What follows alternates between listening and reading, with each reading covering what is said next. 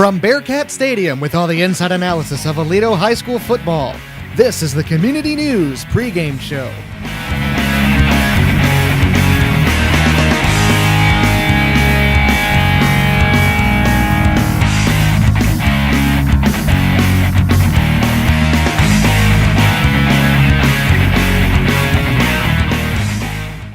Hello again, everybody. Dominic Giannetti alongside Tony Artem for another week of Aledo High School football. And this week is the weekend of multi-rivalries. You got the Orange and Black rivalry, the District 5 4A Parker County rivalry, and it looks like we're going to have a very good offensive competition because the Springtown offense looks pretty good this year.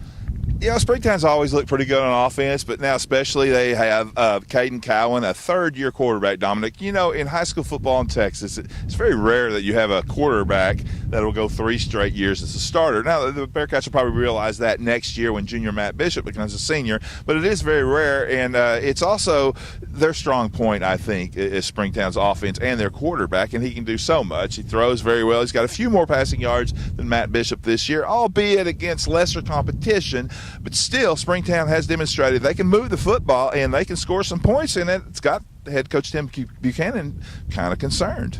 Yeah, and, you know, Tim was even saying last week, you know, that Springtown's got a good team this year. And he told his players immediately after the game, Springtown's got a good team this year. Be ready for it. And he wants these guys to be mentally good to go, even though if they have a slight advantage in this district game. And what I think he also wants is this, is that to Springtown, Aledo's a huge rival.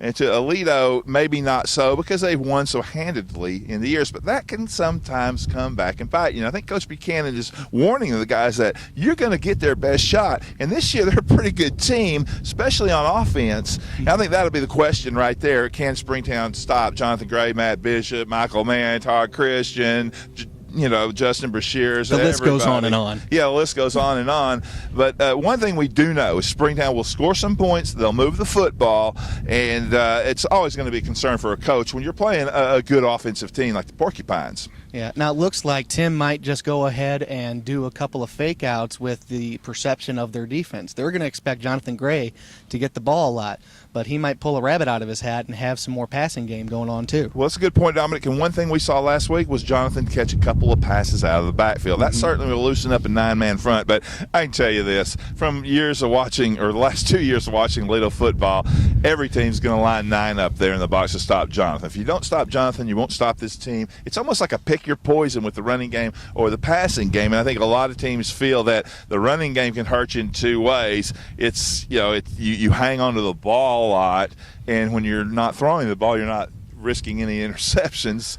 So you're going to try to stop that first. And just, I think any coach would do the same thing. If you have to pick your poison against the Bearcats, you're going to have them throw. That's no knock on the passing game or Matt Bishop at all. It's just probably more so just a good compliment to Jonathan Gray. Yeah. Now, Bearcat defense this time around, they're really going to be very cautious and just go for it. They're going to try to get the players down and get that ball as quickly as possible because, again, Coach Buchanan is really emphasizing on that Springtown offense. Well, you know, one good thing about the Bearcat defense is now they've shown strength at linebacker. Now that was a question mark coming in. No question mark at defensive end. And now the defensive tackles, Cody Brooks and Danny Edwards, transfer from Trinity Christian Academy, are really holding it down. But it's a secondary that's very experienced and really probably the strongest point of this defense. And if you're going to go in against a passing team like Springtown, I think as a Bearcat fan or a Bearcat writer, I guess you can, whatever you call me, as a Bearcat follower, I can say that I feel pretty confident with that secondary against any passing team, especially in District 5 4A. But with 2 good offenses, I think it's safe to say we'll see a good scoring game, pretty moderate. Moderate to high. That they like on TV in the NFL where the ball's flung around the field a lot. You know, again, if Springtown lines up 9 in the box, the Bearcats will throw the ball around. We already know Springtown has the capability of throwing the ball around. They will too. So it ought to be a very entertaining game if you're one of those that like offense. Yeah. Score predictions. What do you think? They got some scores late in the game last year, but that was because the third string was in. Well, last year 48-21, I believe, was the final.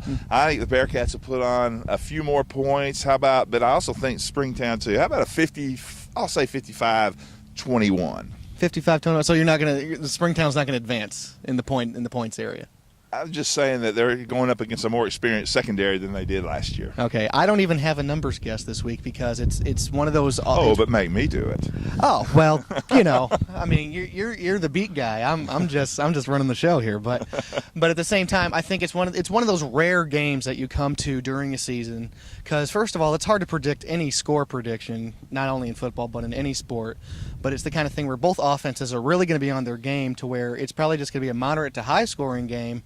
But of course, we'll predict it for the black and orange side of Aledo. Another thing I like about this game is the atmosphere. Springtown's got a beautiful new facility for everyone that went over there last year.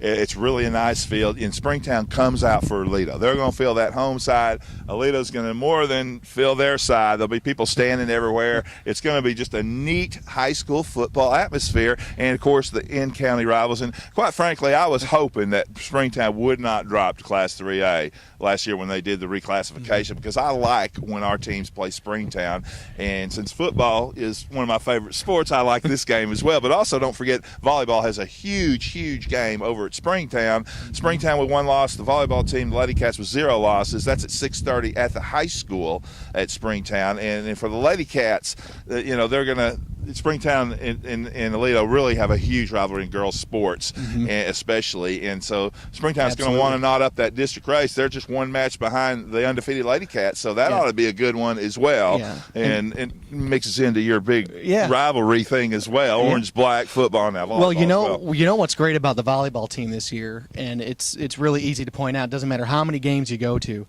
these girls are just solid. They're very athletic this year. They're very smart when it comes to their defense, especially. All Kathy Goings teams will be smart, I can tell you that. Yeah. And this team works hard. And next to all that, it's one of those teams where it's not just one person leading the way. It's not just Jordan Jacobs or any other player that you can think of off the top of your head. It's the entire team. It's kind of like the Tampa Bay Rays in 2008 when they went to the World Series the first time. It wasn't just a certain number of players. It was all the players, and that's what this volleyball team has. And I think that's also the nature of volleyball as well. Your shorter players play on the back row, and Aledo's got another great back row. And, of course, you line up anywhere from 5'11" Jordan Jacobs to 6'2" Brianna Sherritt, 6'3" Tyler Groman, and Lindsey Baird, Krista Daniel. Boy, they are just solid up there, and that's going to be a great match as well.